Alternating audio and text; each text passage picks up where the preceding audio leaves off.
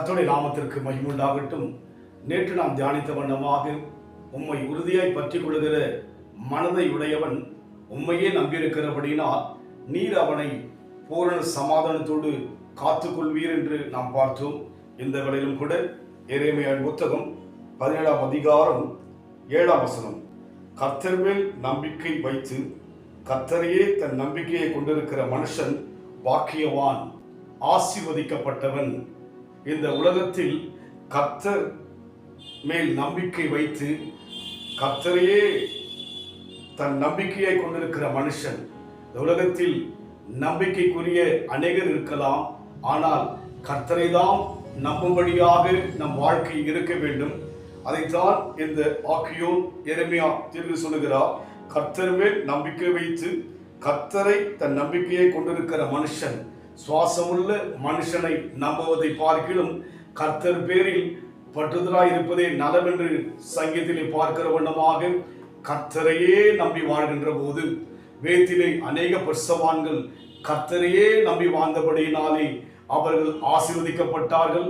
அதுபோல் நம் வாழ்க்கையில் கூட கர்த்தரையே நாம் நம்பி வாழும் என்று சொன்னால் பாக்கியமான ஜனமாக, ஆசீர்வாதமான ஜனமாக இருக்க முடியும்.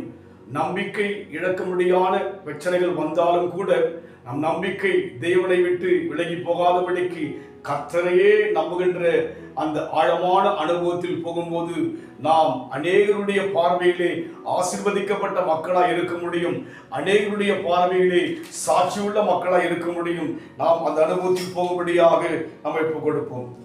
ஜீவதேவன் பின் செல்லுவோம்,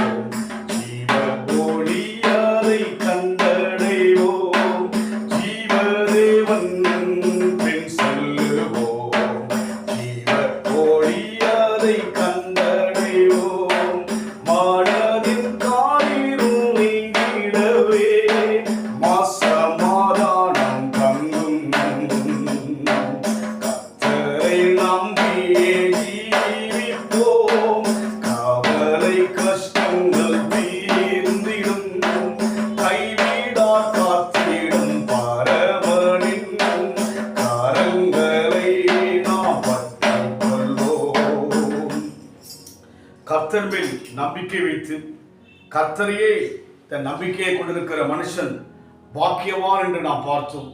அன்பின் ஆண்டவரே, எங்களை ஆசீர்வதிக்க விரும்புகிறேன். நாங்கள் பாக்கியவான்களாய் இருக்க நீர் சித்தமாய் இருப்பதற்காக நன்றி செலுத்துகிறோம். இந்த வேளையிலும் கூட எங்கள் நம்பிக்கை முழுமையாக நீரா இருப்பதற்காக நன்றி செலுத்துகிறோம். அப்பா, எங்கள் நம்பிக்கைக்கு பலன் உண்டு. நாங்கள் ஆசீர்வதிக்கப்படுவோம் என்ற நிச்சயத்தோடு கூட உம்மையே சார்ந்து வாழ, உம்மையே பற்றி வாழ, உம்மையே நோக்கி பார்க்கிற அந்த அனுபவத்தில் இன்னும் ஆழமாய் நடத்துங்க. எங்கள் வாழ்க்கையில் அற்புதம் செய்யுங்க. இயேசுவின் நாமத்தில் பிதாவே, ஆமென். கர்த்தர் ஆசீர்வதிப்பாராக. God bless you.